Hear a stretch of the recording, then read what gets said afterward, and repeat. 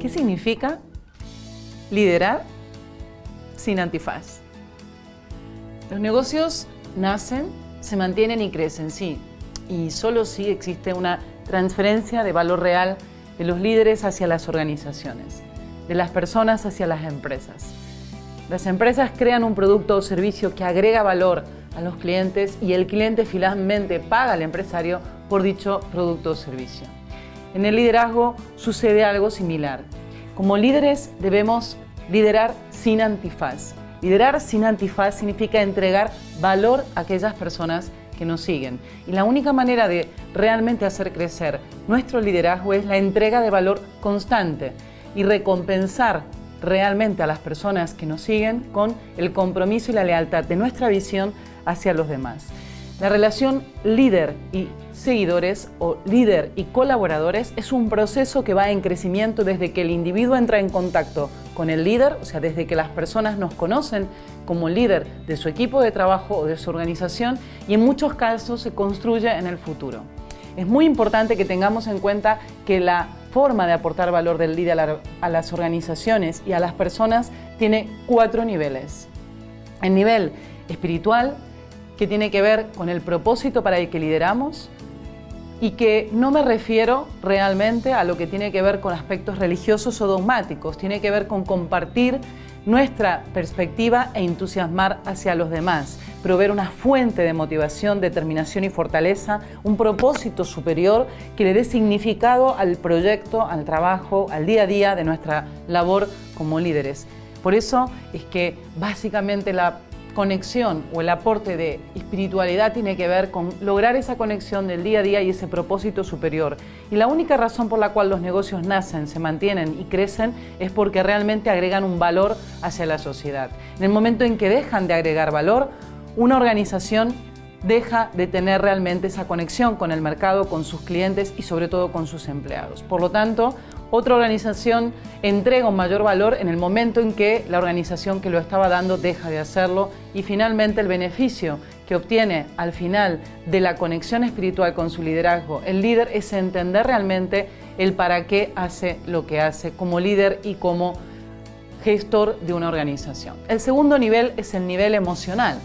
Básicamente esto tiene que ver con la emoción que mueve a la búsqueda de soluciones creativas para conseguir el propósito del líder. Este segundo nivel tiene que ver cómo el líder va a ayudar a crear un clima interno que lo lleve a altos niveles de desempeño de manera constante y le va a ayudar a las personas también a que sean capaces de crearlo. Para esto el líder tiene que aprender a liderarse a sí mismo, y lo que es igual es que tiene que aprender a liderar su estado emocional. La base del desarrollo emocional del líder está en la verdad de que nosotros estamos en control no solamente de lo que hacemos, sino también de lo que pensamos, y para ello es importante reprogramar nuestros estados mentales para tener el control de nuestros estados emocionales. Es importante que para que seamos capaces también de construir líderes en nuestros equipos, seamos capaces o conscientes de cómo conectar con el corazón de las personas que nos rodean. Y esto se logra básicamente con lo que nosotros llamamos inteligencia emocional.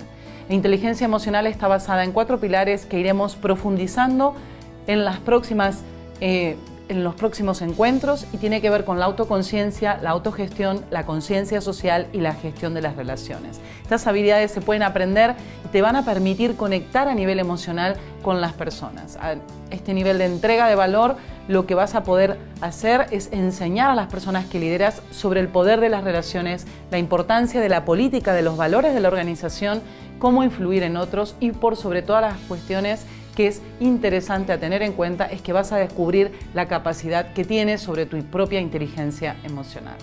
El tercer nivel de aportación de valor de un líder a la organización tiene que ver con la presencia plena y el foco, para poder enseñar a los otros a pensar y por sobre todo comenzar a poner la intención en el aquí y en el ahora. El tercer nivel de entrega de valor consiste en enseñar al líder a pensar, ayudar también a pensar entonces a quienes tú lideras. En mi experiencia, las preguntas más comunes que me han ayudado sobre todo a comenzar este proceso de desarrollo mental con mi equipo son las siguientes. Y que también comparto muchas veces estas preguntas con mis clientes que en el día a día me dicen ¿cómo podemos hacer para poner el foco con nuestros equipos de trabajo? La primera pregunta que puedes hacerle a alguien que colabora contigo cuando viene con una pregunta sobre un problema y quiere que le des la respuesta es automáticamente dar el poder de la resolución a tu colaborador. Pregúntale ¿qué harías tú si fueras él o el dueño de esta empresa? ¿Cuál sería la decisión que tomarías? Y cuando la persona tenga esa capacidad o ese momento de reflexión, automáticamente te dará una respuesta. Llega más lejos, dile ¿por qué? Y si recibes una respuesta superficial de las personas que trabajan contigo, vuelve a preguntar ¿por qué? Hasta que llegues a la raíz del problema. Y así enseñarás a las personas a pensar, a profundizar y a poner foco real en el momento presente, encontrando soluciones que ellos mismos tienen, acostumbrándolos a ser autónomos en la capacidad de tomar decisiones. Ahora bien, el objetivo de las preguntas no es solamente poner a tus colaboradores o a las personas que trabajan contigo a que simplemente piensen, sino a que sean también capaces de ayudarnos a poder escuchar una nueva forma de pensamiento y que ellos también sean capaces de aportar valor, con lo cual es interesante que tengamos en cuenta y sobre todo darnos el lugar y el espacio de reconocer que las grandes ideas siempre vienen de los equipos de trabajo. Por lo tanto, el nivel básicamente de lo que es atención plena es poder desarrollar como líderes nuestra capacidad de escucha activa, que es la que nos va a dar soluciones e ideas mucho más creativas. Y finalmente llegamos al nivel de acción, que es cómo hacemos para poder poner en marcha nuestra experiencia y sobre todo herramientas para poder compartir nuestro expertise como líderes y sobre todo para poder hacer que nuestros equipos cada vez sean más autónomos, no solamente en ideas, sino en conocimientos y en las herramientas necesarias que son útiles para alcanzar los objetivos. Como parte de lo que son las entregas de los conocimientos como líderes, está lo que es tener muy clara la dirección que lleva a la acción y un compromiso por parte nuestro con las personas que nos rodean para ayudarlos a conseguir resultados rápidamente, para ayudarlos a que no procrastinen. Por ejemplo, imaginaros que sois el gerente del departamento de ventas de vuestra empresa y que contratáis a un nuevo vendedor, a un nuevo comercial. La primera etapa de entrega de valor va a consistir en que vas a tener que enseñarle cómo vender, vas a tener que proveerle todas las herramientas que posees, vas a tener que salir con él, acompañarlo, ayudarle a hacer algunas ventas y asegurarte que el nuevo colaborador, el nuevo comercial, el nuevo vendedor está aplicando los conceptos, la estrategia de ventas que te pide tu compañía y sobre todo que está utilizando las herramientas correctamente. El beneficio que vas a obtener en esta etapa, en la de poner en acción, es básicamente que tu expertise se ponga a disposición, que seas un colaborador, que te pongas al servicio de lo que es la consecución de los resultados de forma muy rápida y muy concreta, acompañando a las personas que lideras. Con lo cual, quédate con estos colores que serán los que nos van a acompañar a lo largo de los próximos encuentros y vamos a ir explorando cada vez un poco más sobre cómo liderar sin vendas. ¿Cuántas veces hemos tenido la oportunidad de conocer líderes que nos han movido a la acción? ¿Cuántas veces nos hemos sentido liderados por personas que simplemente nos decían lo que teníamos que hacer sin una razón que nos motivara a hacerlo? Esa es la diferencia en liderar con antifaz o sin antifaz. Hoy voy a presentarte la primera parte, el primer elemento de un método que se llama PEPA y lo que hace es trabajar enfocando los 4 niveles de entrega del líder. El primero se denomina parar. Parar, que vamos a identificarlo con este color y que a partir de ahora será la referencia para que cuando sepamos que estamos hablando del desarrollo de lo que es el espíritu del líder, sepamos que estamos trabajando con el primer elemento, que es parar y que es básicamente a través de una serie de ejercicios, de juegos, de dinámicas, elementos que son los que trabajan sobre nuestro lado derecho del cerebro, conectan con lo que es el para qué. Simon Sinek demuestra que es lo que marca la diferencia que dos personas o dos organizaciones que parten de los mismos recursos económicos y humanos y de circunstancias externas del mercado finalmente tengan resultados totalmente diferentes. Simon Sinek, que es el creador de The Golden Cycle o el Círculo Dorado, lo explica claramente, y un buen ejemplo de esto es la empresa de referencia Apple, que año tras año son cada vez más innovadores que toda su competencia y que sin embargo son solamente una empresa de ordenadores como todas las demás que compiten con ellos. Tienen el mismo acceso a los mismos talentos, las mismas agencias, los mismos consultores y los mismos medios. Pero ¿cuál es la diferencia de Apple? Básicamente la diferencia de Apple es el liderazgo. ¿Por qué entonces parecen tener algo diferente a algunas empresas como Apple? Porque paran. ¿Y esto qué significa? Parar es el primer paso del método PEPA que nos invita a través de unas sencillas preguntas, tales como las que aparecen en la lectura que te recomiendo dentro de lo que es esta materia. Simon Sinek explica el por qué algunas organizaciones y algunos líderes pueden inspirar mientras que otros no. Hay tres preguntas fundamentales: why, how, what, o por qué, cómo y qué. Según Simon Sinek, resulta ser que hay un patrón porque todos los grandes líderes y organizaciones en el mundo que realmente son capaces de inspirar actúan de una manera muy parecida. Piensan y se comunican de una forma muy similar. Y es porque primero, antes de hacerlo, paran. En definitiva, y de manera opuesta a todos los demás líderes o empresas que no paran, nosotros lo que utilizamos es una herramienta que es la herramienta que diseñó Simon Sinek, uno de los expertos en management a nivel internacional. Y en base a este punto tenemos dos modos contrarios para pensar, actuar y comunicar. Hay un enfoque que tiene que ver el enfoque del fracaso y que es desde afuera hacia adentro, ir de lo más definido a lo más difuso y por tanto centrarse en lo que son las características de un producto o de un servicio, o solo conociendo y transmitiendo el qué tienen que hacer las personas o el cómo lo tienen que hacer. Este es un enfoque. El que nosotros te proponemos a partir de parar es para mirar desde adentro hacia afuera qué es lo que tienes que hacer. Si realmente conectas con el para qué, con el por qué y lo manifiestas cuando te comunicas con tus colaboradores o con el mercado, tendrás otro impacto. ¿Y por qué? Esto tiene que ver con lo que son los principios de la biología, coincidiendo con lo que el cerebro humano está dividido en tres componentes principales que se correlacionan perfectamente.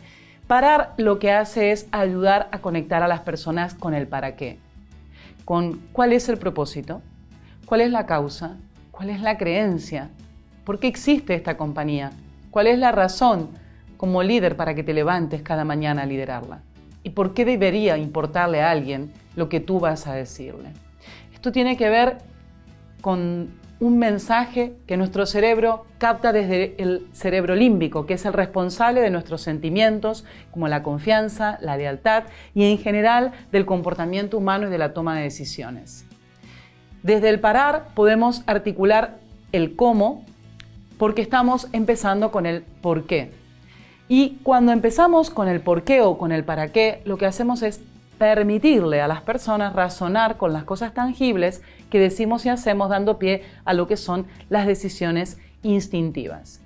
Todo esto que te cuento te explica que puedas disponer de todos los hechos, los datos, las cifras, pero sentir que algo no está bien. Te puede ocurrir, cuando me refiero a sentir, es que la parte del cerebro que realmente controla la toma de decisiones no controla el lenguaje. Cuando hay algo interiormente que estás transmitiendo que tiene que ver con lo que tú haces, tienes que saber que las personas no compran lo que tú haces, sino el para qué haces lo que haces. Si realmente como líder hablas de tus creencias, atraerás a las personas que creen lo mismo que tú. En conclusión, hay líderes y hay personas que lideran. Los líderes tienen una posición de poder o de autoridad, pero los que lideran son los que nos inspiran y son los que comienzan siempre con el por qué o con el para qué. Seguimos a aquellos que realmente lideran, no porque tenemos que hacerlo, sino porque queremos hacerlo. Y esto es importante, no por ellos, sino por nosotros mismos. Este es el momento en donde realmente podemos conectar con lo que hace que las personas quieran trabajar con nosotros, porque somos capaces y tenemos la habilidad de inspirar a quienes realmente nos rodean. Voy a recomendarte, si te interesa lo de liderar sin gafas, que al menos veas una vez la charla TED al completo de Simon Sinek, ya que es una de las charlas más vistas de todos los tiempos y la encontrarás en Google y puedes buscarla como Simon Sinek comienza con el para qué.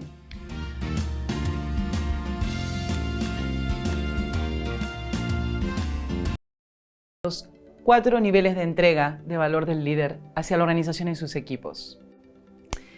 Vamos a comenzar teniendo en cuenta cuáles son estos 4 niveles.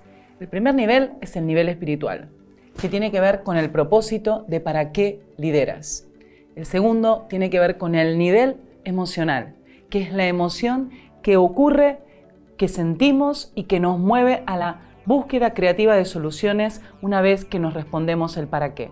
El primero sería para qué, el segundo sería cómo. El tercero tiene que ver con lo que es el foco, el aquí y el ahora, el poner la atención en lo que realmente es importante en este momento.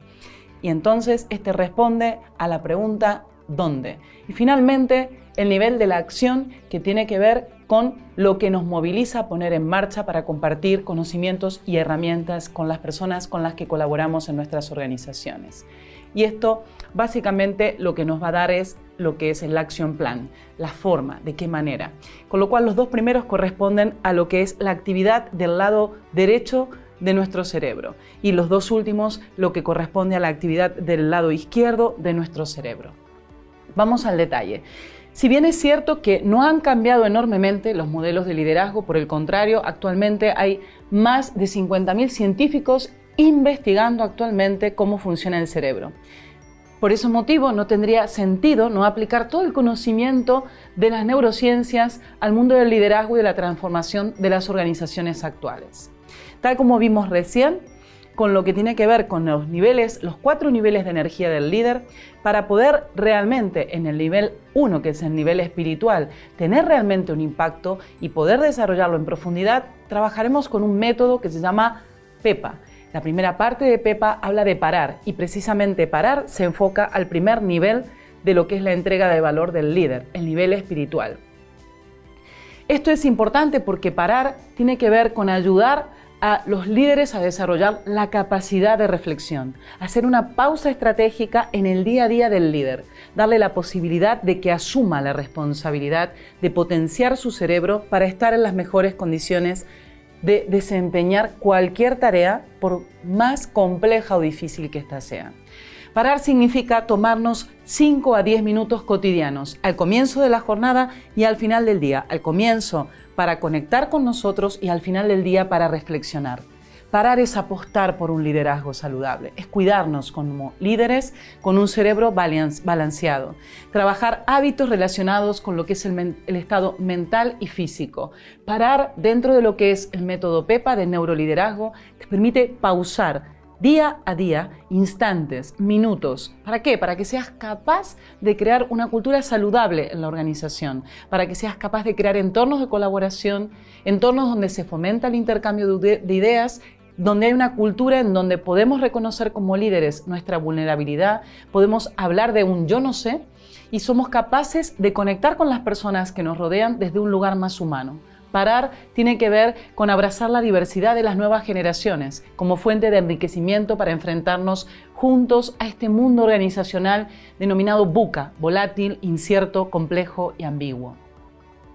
Una de las competencias claves para la transformación organizacional hoy es la agilidad. Y para poder desarrollarla, parar, aunque te parezca curioso, es la clave.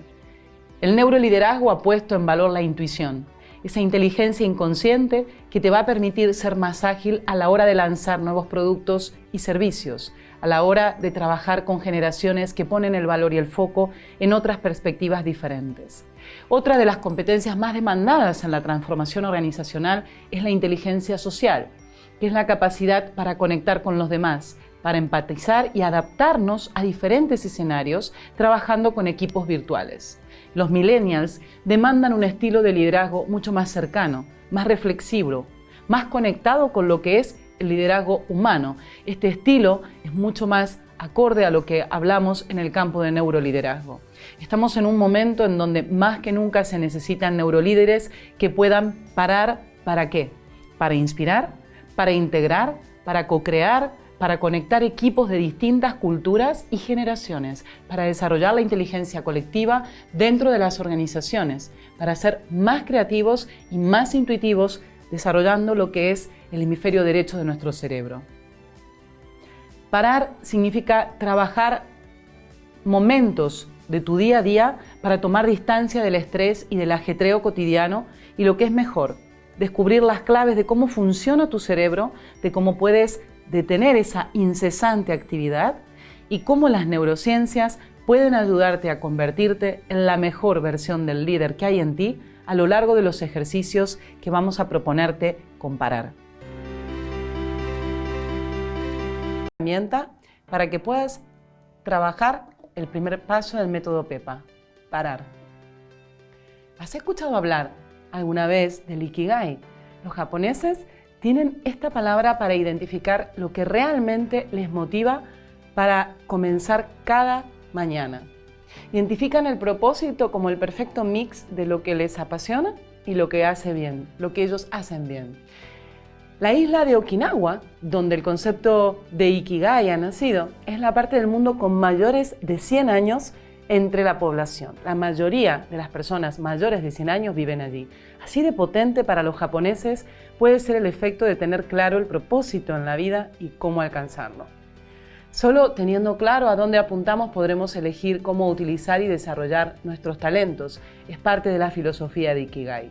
Por eso, conocer tu Ikigai trae consigo numerosos beneficios. Entre los más importantes se encuentra la satisfacción con tu propio liderazgo.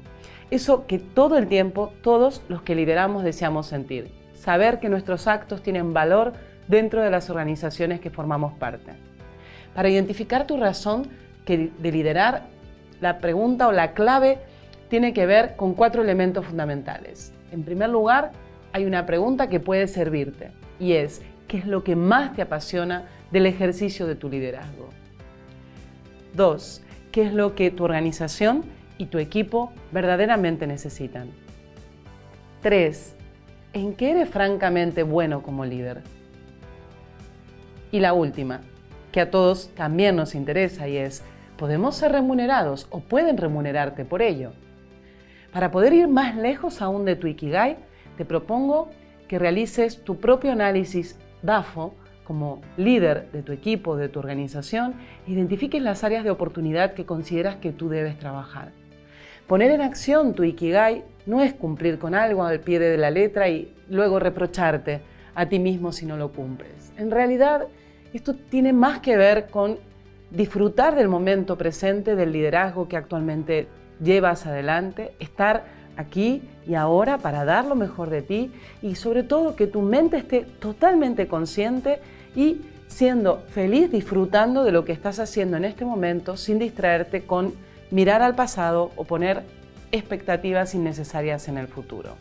Tú puedes incrementar tu capacidad de liderazgo si paras, identificas cuál es tu Ikigai, pones la intención de dirigir tu estilo de liderazgo conforme a eso que te hace sentir plenamente satisfecho diariamente, y segundo y final, que promuevas a tu equipo de trabajo que encuentre ese rumbo para sentirse valioso conforme con los actos que ejecuta. Hay un estudio muy interesante de la Harvard Business Review que nos ayuda a demostrar que cuando los empleados están conectados con su propósito y con el propósito de la organización, sin lugar a dudas, su motivación se dispara. Imaginaros cuando un líder no está conectado. El coste de no hacerlo, de no estar conectados con nuestro Ikigai como líderes puede ser realmente muy alto. Algunas de las consecuencias o algunos de los impactos negativos pueden ser, primero, que puedes desaprovechar los talentos. O sea, cuando no actuamos en relación a un propósito, tanto sea el nuestro o el de la organización a la cual pertenecemos, simplemente no podemos utilizar de la forma más eficiente nuestros talentos. Otra de las consecuencias negativas es que trabajar como individuos y no como equipo hace que muchas veces una organización vaya de alguna forma sin rumbo, ejecuta, pero de una manera u otra trabaja de forma egoística o individualista, porque no se reconocen como parte de algo más importante que los objetivos individuales.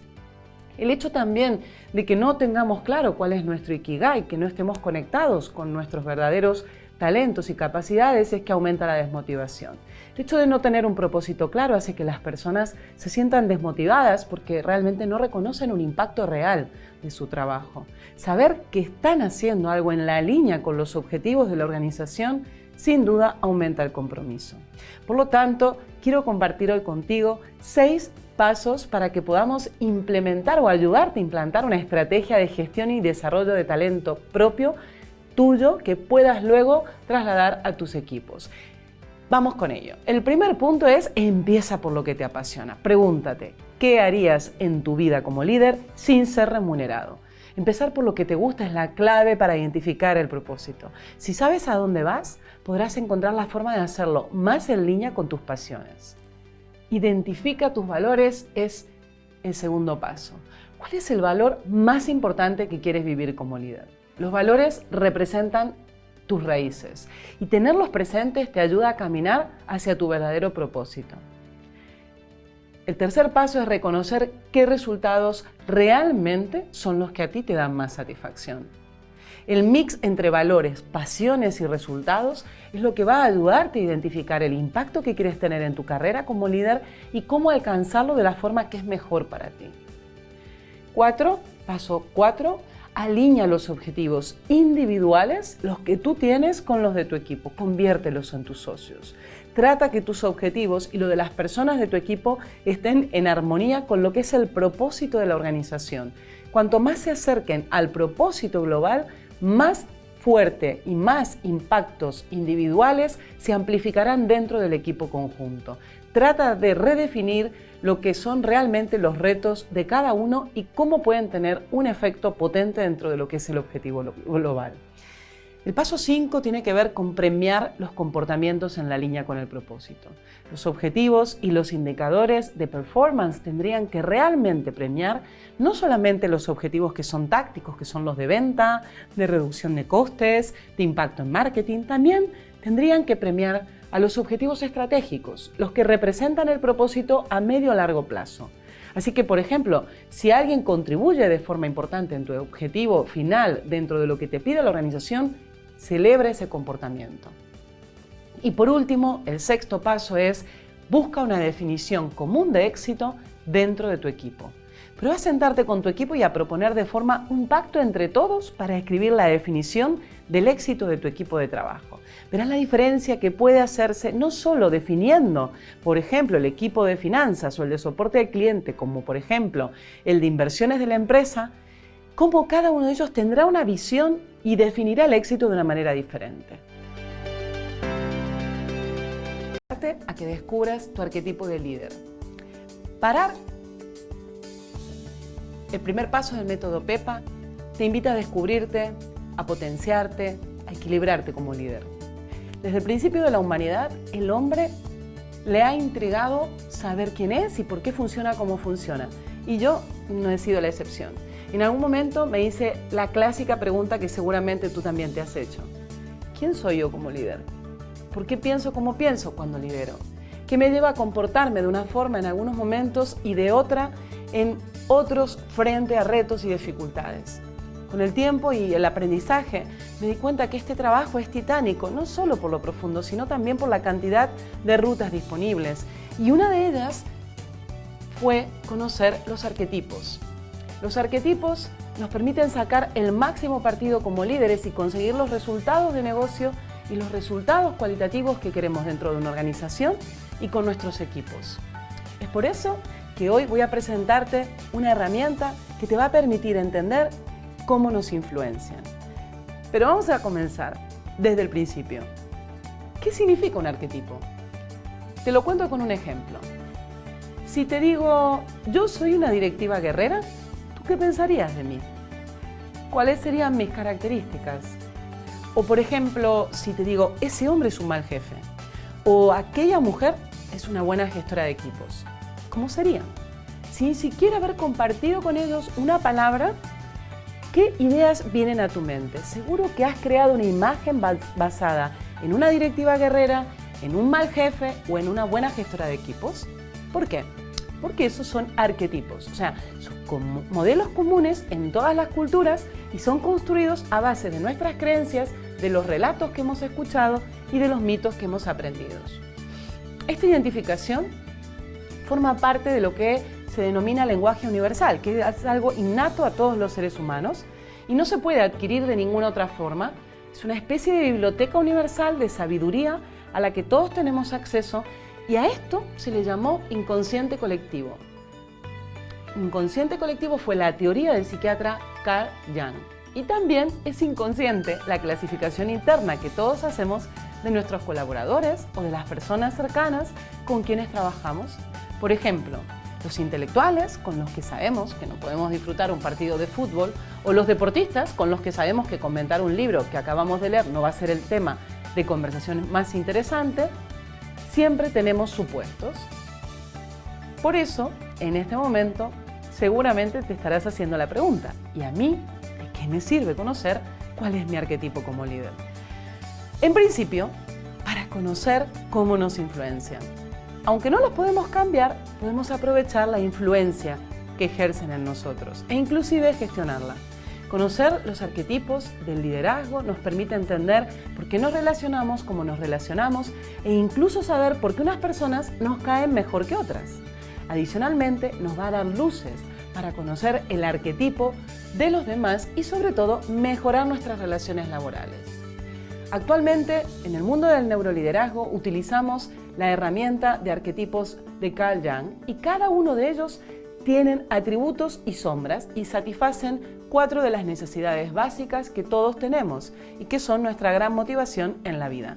Y es la razón por la que actuamos. Te presento los 4 arquetipos. El primer arquetipo es el arquetipo del guerrero.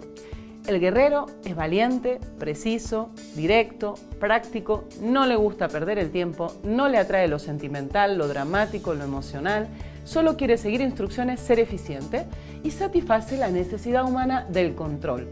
Tiene a un lado al que debe prestar atención, porque el guerrero puede ser muy controlador, impulsivo, muy exigente y no sabe escuchar.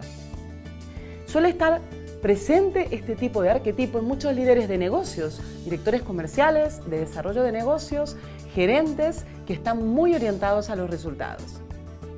Ahora voy a presentarte el segundo arquetipo, el arquetipo del mago.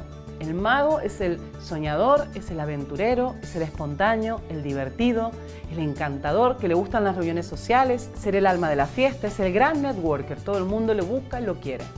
Este arquetipo busca satisfacer la necesidad humana de la variedad y de la pertenencia. Su lado oscuro puede ser muy disperso, postergador, le puede llegar a costar terminar lo que empieza porque siempre está cambiando y le cuesta profundizar. Suele estar presente en muchos líderes innovadores, líderes creativos, personas que trabajan en temas como investigación y desarrollo. Ahora voy a presentarte el tercer arquetipo. El tercer arquetipo se llama sabio rey.